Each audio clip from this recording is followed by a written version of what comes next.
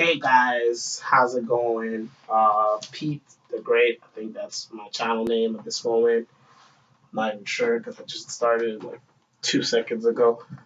So yeah, I've been a big fan of all the anime community reviewers that have been putting out videos weekly. I've been watching them and actually debating with them alone in my room, but that's just besides the point. So yeah, basically this is what I hope the beginning of long career that I plan on having on YouTube. So I'm gonna start with a review of one of my favorite series at the moment. It's Kingdom. And yeah, I'm really freaking awkward right now, but I'm sorry. Um, I'm gonna start with chapter 505. I think that's the chapter that came out today.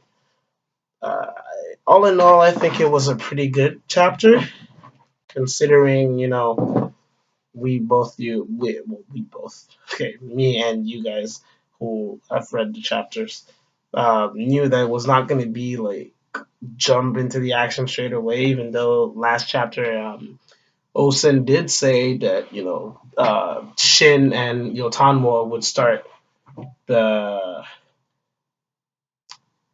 would start the whatchamacallit.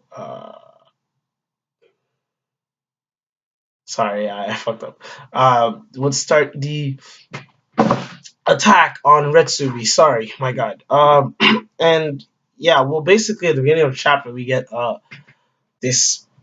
Quite frankly, I was not really impressed with this commander of Ritsubi, but then again, he's a stationary commander, so like he's not one of those top guys that attacks what should I call it? That attacks like other that invades other states, such as like Ki or Yan or Chu or whatever, or Quinn for that matter. So yeah, I mean, if you think about it, maybe my expectations were a bit too high, but I thought that like it's the gateway. They'd have someone there that would be kind of decent, but then again, with what the Zao King said about not basically wanting to send any troops to help. I mean, then again, you could probably guess that it was not going to be some top dude, or maybe it would be like the other guy that got his name, but that's just in a city randomly, and that's gonna stop Ordo, or at least that's what Riboku thinks. So, anyways, I wasn't particularly impressed, but he did manage to rile up his troops in front of a giant army that could probably destroy them. Quite frankly, if we're talking about all that firepower there, I mean, then there's no one that seems even noteworthy. So probably they'd be destroyed. Quite frankly, by the whole coalition army. If not coalition army, but the joint army, the joint forces, the three armies. So yeah, basically he riles up his troops saying like, yeah, we just have to hold out 2 days. And then they're like, okay, 2 days. But then he goes like, you know what? We're not even going to need 2 days.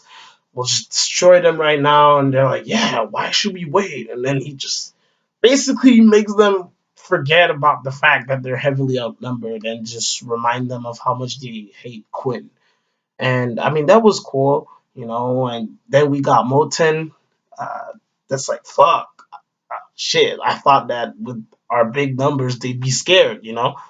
Turns out no, they're not scared. They're like, whatever, we're just gonna kill you all. And quite frankly, I think that's the mentality to have. I mean, your kingdom is invaded. You're about to be without a home, be without a place that you call your own. So, yeah, you should just be like, fuck it, let's just try and kill those guys. So for that, I applaud them. But then we get into a part of the chapter that kind of got me bit not disappointed, but I just felt like, ah, really, Moten? Like how he was not really confident in one of the three main armies commander, Yotanwa. I thought that the way they were like, oh well, they did something to Wei. I think, and she was the name of the city. They did something to the Wei city. They captured it, and then the other guy was like, yeah, but it's just because Wei was caught off guard because it was not an official Quinn attack, so they didn't know how to respond. So yeah, that whole part got me like, eh. So then, and then they basically dismissed the whole mountain tribes and said it all depended on Shin. So maybe it was just um, the way that the author chose to put the accent on Shin, so that the audience would be like, okay, yeah, this is Shin time. But quite frankly, I don't think it's gonna be his time. I think, we'll see later in the chapter. I think that Yotano's gonna take a big leap. She's gonna have way more recognition amongst the Quinn ranks after this. I mean, she's already basically a great general, but you see, like even amongst Quinn soldiers, they don't even trust one of their generals. So, um, yeah, later in the chapter, what we get to is that we get to the point where we see Yotanwa and Shin and obviously Karyoten talking about what's it called? About their strategy to attack Ritsubi and siege it, and basically Shin and Karyoten are saying, okay, this is gonna be like a drawn out battle. We gotta figure out what to do, and then Yotanwa basically shows them that because earlier the guys were saying I'm not even sure they know what siege is. Basically, Yotanwa shows that she knows uh what you have to do in a siege. Like climb the wall, you destroy them all, you open the gates, then you destroy the inside. So I mean, she put it really bluntly, so that I was like, damn, that's right, that's all they have to do. So when she said that, I was like, damn, okay, like she about to put in work. But Shin and Kyoten, they were all like, oh, what? Like, slow down. I mean, we'll help you. And she was like, nah, we'll do the climbing and everything. You just wreck whatever's left. And I was like, oh, okay, that's very underwhelming for Shin at this point, really, to just wreck whatever's left inside. Unless, oh my God, there was this big guy that refused to be one of the three great heavens, and he was hidden in the city. He didn't hear anything because he was sleeping or whatever. That would be a really weird twist, actually.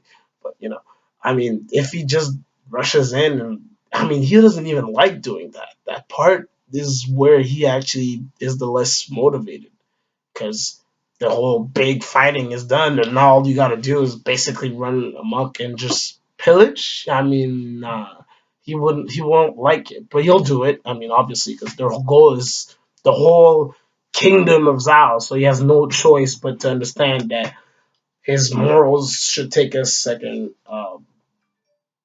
should be second to their goal. Yeah. So then, basically, what happened after that was, yeah, she just went ahead and she walked through her ranks. And to Jifu, I think he was explaining to Shin Karyoten that like this woman is not to be messed with. I mean, she conquered tribes that were at war for hundreds of years. He even talks about two particular tribes that are like that have 100 years of warfare, and both of them being are there. So you're like, what the fuck? And then he basically said that every elder is like just amazed by her, and they're like, wow, all this was done by one person, Yotanwa, and they call her the Lord of Death, and like that's pretty impressive if you ask me. I mean, 100 tribes. I mean, like what Quinn has done up until this point doesn't even pale in comparison uh, to what Yotan was done. I mean, you could even argue that in terms of territorial well gain, uh, Quinn has done way less even before the show started, like when the six generals were there. I mean, we don't know exactly how big their territory was. I mean, we know they conquered a few kingdoms, I think like Juteki and stuff like that. But whatever. Basically, what Yotanwa did in it, like she did it alone. Well, not alone, but she's the main reason why that happened. She was one general, and she did all that. So, I mean, that's pretty impressive considering that most armies of Quinn would not even go into the mountains because they'd be just to get wrecked. So that was really impressive to me. And when she went ahead and she basically, I thought that was really fun when she went ahead and what did she said like, oh, that's what they call a morale cry. Let's show him a morale cry. And then like even Shin was taken aback, and he's been a part of a lot of huge moments in terms of like morale boosts. He's been boosting morales of a lot of troops, of really great troops. So like the way he was like, oh my god, the ground is rumbling and everything. I was mad hype, obviously, because that just means that Yotanwa ain't shit. Like you don't just mess with her. And yeah, everybody knew that, but like seeing her just go like, let's just destroy them, and like in this foreign language, and even Moten was like, yo, I don't understand what she's saying, but yeah, she's overpowering the others. The others cry like the sound that she made. I mean, like I was reading it and I was getting hyped. I was like reading on my phone in the metro, and like I saw my legs started shaking. I was like, what the fuck? Like she really just walked up to the front, and everybody's like, oh my god, it's the Lord of Death, Lord of Death. What? She's like scream, and they just went, ah! And then what? Anyways, that was pretty awesome. And like at the way they charge at the end, and how what she says actually is pretty similar to what was started.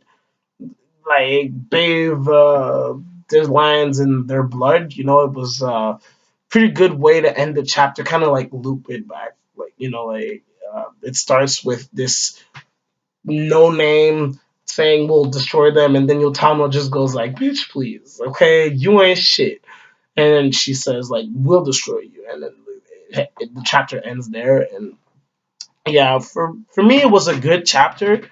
It was a chapter to kind of like build up what's gonna happen, because like yeah, there's soldiers in front, and like there's archers that might like decimate a few of Yotanwa's men, but the way Yotanwa just went like, I don't give a fuck. I just don't give a fuck. It was really badass. It kind of reminded me of like early Shin, like before Karyoten was there. Yeah, it really reminded me of how he was just careless. I mean, he was like his first campaign, Dakan Plains, I think. He was just on the front lines, and like basically there was a wall of spikes, and he just jumped in the middle and cut open a path for the whole infantry so they didn't all get decimated.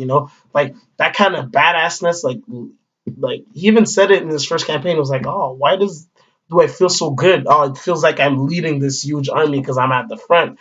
So it, the way Yotanwa just walked up there, it kind of reminded me of that, but also reminded me of Mobu. You know how Mobu was like when the Oki died? Yeah, that was. Yeah. Anyways, when Oki died, he was like, "Oh, I don't care about nothing. I'm just the strongest. That's all it is. Plain and simple. I'm the strongest. Shut the fuck up. Yeah, boom."